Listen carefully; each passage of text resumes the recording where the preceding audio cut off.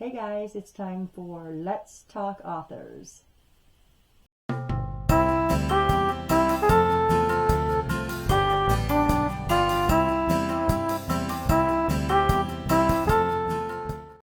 guys, it's Janie. Welcome back to the Bookworm Buddies. Today is Let's Talk Authors. I've had some people who actually have approached me and asked me if I was planning on bringing back this series. The very last one I did was summer. It was 2016, and that was with Shannon Hale. That was the last author I chose. And then in February of 2015 was the very first one I did, and that was Stephen King, of course, my favorite author of all time. So that was 2015. It ran for like a little over a year. I had a lot of hits on a lot of the Let's Talk Author videos, so I figured, okay, let's bring it back and see how it runs. I first decided to do this. I was inspired when we started doing blind authors in my Bookworm Buddies Goodreads group. And I figured, well, I can start off with the authors that I've read, and then when I find new authors, I can read some of their stuff and do a Let's Talk Authors on them. So that was really inspiring for me to actually start the series. So for this one, I decided to do Kristin Hannah. Kristin Hannah is one of those writers that give you the feels, like big time. It's very emotionally heavy, and a lot of times I find myself picking up like something light. If I have to put the book down, then I'll switch to something that's kind of light and airy and whatever, but they are very emotionally heavy, emotionally draining, but you will feel everything when you read her books. She writes contemporary, and if you like contemporary, you're going to love Kristin Hannah. She's just that kind of writer. Her writing style is great. Everything about it I love. Kristin Hannah's debut novel was in 1991, and it was called A Handful of Heaven. I do not own that book. With her little ones like that, I'm going to probably try and get on Kindle and just read them like that. I don't like the little mass market paperbacks, and I'm trying to get rid of some of them that I have in my library as well and replacing them, but there's other ones that you just won't be able to replace. So let's just get started on the books that I have, the ones I've read and not read, and we'll just go from there. I got this one. Speaking of little mass market paperback, we've got this one. It's If You Believe. I believe this was 1991, maybe the end, or maybe 1992. I have not read this book. I want to read it, but I'm really thinking that I'm going to just find it for Kindle and read it that way. The other one I didn't read is The Things We Do for Love. I know nothing about this book. I'm not even going to read all the synopsises because it'll make this video way too long. And the third one that I have not read is The Summer Island. If you look at these covers, that's one of the reasons I am so drawn to Kristin Hannah's writing and her books and stuff, is these covers are beautiful. So I'm trying to get all of these covers in my collection. I do know a little bit about this one. I think mom leaves the family. She goes off and does her thing, and then they may become a little estranged, I'm not sure, but one of the daughters has the opportunity to write. I don't know if it was one daughter or two daughters. I don't know for sure, but she gets the opportunity to write this little thing about her mom and talk about her mom and their life together and that kind of stuff. So that's all I really know about this one. Again, the cover is gorgeous. So there's those three that I have not read of hers, and I have not read her old stuff, like the 90s. I have not read those. Okay, so we're going to go here with Distant Shores. Again, this cover, they're all similar to that kind of a style, and I just love it. It's so whimsical and, airy looking and whatever. But Distant Shore is a story about a husband and wife, Jack and Elizabeth, and they have two kids. And, they go through the whole raising kids, working, and all that stuff, where the kids finally grow up and they move on and they do their own thing. And then Jack and Elizabeth just kind of start drifting apart a little bit. Jack gets this big opportunity for a job, and Elizabeth thinks, okay, well, you know, maybe this is good for us, and she puts her life on hold to follow Jack so he can live out his dream, and hers is kind of forgotten. And then a little thing happens, and she makes a choice, and it shocks her family, her husband, her friends. And yeah, that's pretty much the gist of the story. This is Distant Shores. The next one we've got here is The Nightingale. Oh, this one was amazing. This is covering World War II. The Nazis are going to invade France, and you've got two sisters. You got one who, her husband has to go to the front lines, and it talks about her and having to allow like the Nazi soldiers to come in her house and live there, and she needs to, you know, like take care of them if she wants to survive. And then you got, and that's Vienne, and then you got Isabel, who is an 18-year-old kind of rebel, and she goes out there and she's doing her own thing, and then she finds herself a part of this movement where they're helping people and they're saving people and that kind of thing. And it's just really, it's just packed full of a lot of emotion. And there's a lot of things that the girls go through, and yeah, this one is amazing. That is The Nightingale. The next one we got here, oh nope, this is another one I haven't read yet. This is The Four Winds. This is set back, way back in when the Great Depression, I think it was 1921. Did I write that down?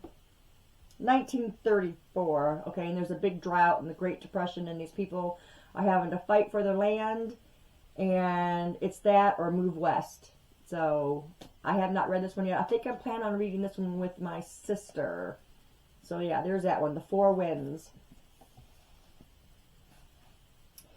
Okay, the next one we got here, and I'm not telling you when I read these books. That's what I was planning on doing and giving you the ratings. So this one I haven't read. Distant Shores, let's see, what did I give that? Distant Shore I gave a 4-star, and I read that in 2020. I'll get my act together. The Nightingale, I think I just read that in 21. Oh, nope, I read The Nightingale back in 2019. And that was a 5-star. Okay, I'm back to where I'm supposed to be. All right, here we are, Firefly Lane and Fly Away. This is a duology. I read these back to back in 2020. Oh my gosh, I read both books of a series.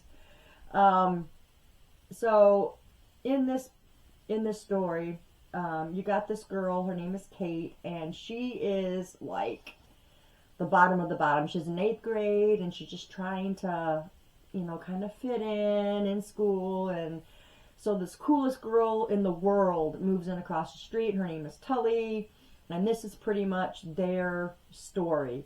They're bonded for life, and then you get into here, and then it just continues their adult life, and they're stuck together. And I can't tell you one thing because it'll ruin it. So that's pretty much the story. It's the story of these two trying to survive life and their bond and what they go through together. So there's that one. The next one here is Winter Garden. This is the very first book I ever read by Kristin Hannah. I read this book back in 2014, and oh, this series was 5 stars. So anyway, I read it back in 2014, and this is a story about two estranged sisters.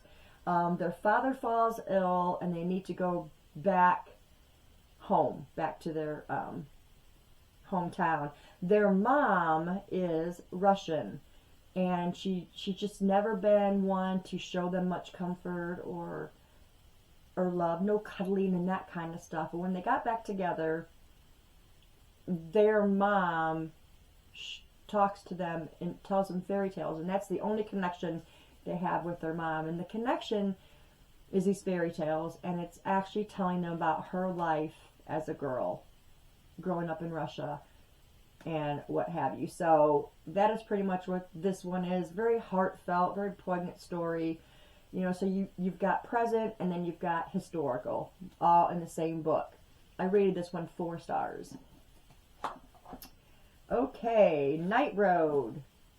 This one, my sister actually just read this one too. But I read it last year. I don't remember if it was the beginning, middle, or end of last year. I didn't write that down. But this story is Mom's got twins, Mia and Zach, and they run in with this girl. I wrote her name down, I thought. Lexi. She's a very troubled girl, and she becomes really good friends with Mia, and then her and Zach fall in love. They're inseparable. Something happens, some big disaster, tragedy happens, and it just reshapes their lives and changes everything. So it's, again, another very heartfelt. This one was 5 stars. Very good story. Homefront. I just read this book in February. I read this one.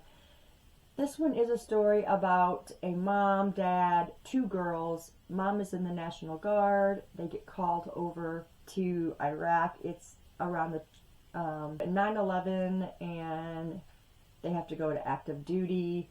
Her husband's not very supportive of the war, of the troops, or any of that stuff. I am going to tell you this. He does end up talking to a psychiatrist that kind of changes his mind about that. Anyway, her oldest daughter is very troubled, and she just doesn't get any of it, and she's just starting to withdraw. The youngest daughter is still, you know, pretty happy, but Mom's got to put up a front about how great everything is, and it really isn't, and the story goes on from there. And again, as you can tell, it's going to be another very heartfelt. This was very, very emotionally heavy for me. I did actually put this book down a couple times and picked up a different book to read. But yeah, it is one of my favorites of the year. This one was 5 stars. Okay, next one we've got is Magic Hour. Magic Hour I read in 2021. This one is a story about a doctor. She is a psychologist, I think, and her life just fell apart, and something happened, and she lost her practice, so she decides to move off into, I think she went back home, and then this little girl just pops up out of the woods, and she doesn't know her name, or she doesn't know why she's there, where she comes from. So she just ends up calling her Alice, and this is their story. This is what happens, and how she deals with all this and helps Alice. So very, very good. It's kind of suspenseful at the same time. So yeah, that one's very good. I rated that 5 stars, of course. Okay, the next one we've got here is True Colors. Again, you can see the pattern with these books. They're amazing. Okay, so this one is about the Gray sisters, and Dad is worried about his standing in society, and he wants to make sure that they're doing what they're supposed to do. There's 3 girls, Aurora, Winona, and, did I write that down? Vivian, I think. So there's 3 daughters, and Aurora is like the peacemaker. Winona is the one that she needs her dad's encouragement. She needs for him to say, hey, you're doing great. Of course, they don't really get that in the book. And then Vivian is the one that's the star of the family. Everybody loves her. And then something happens, and the 3 sisters are kind of like pitted against each other. And that's pretty much the story. So, it was very good. I rated it 5 stars. The next one we have here is Between Sisters. This one is about 2 sisters, Megan and Claire. And Megan is some hotshot lawyer. And Claire is the younger sister, and she's just fallen in love for the first time, and they're planning their wedding. Well, these 2 have been estranged for a little while. and Megan will be going to her wedding. That makes Claire a little weird. She doesn't think they're going to connect or get along. Anyway, the gist of the story is they work together, and this is how they work towards becoming a family and get past their differences and what have you. This one I rated, big surprise, 5 stars. Most of them are going to be 5 stars. Okay. Mystic Lake. I read this one in 2018. In the story, you have Annie and her husband.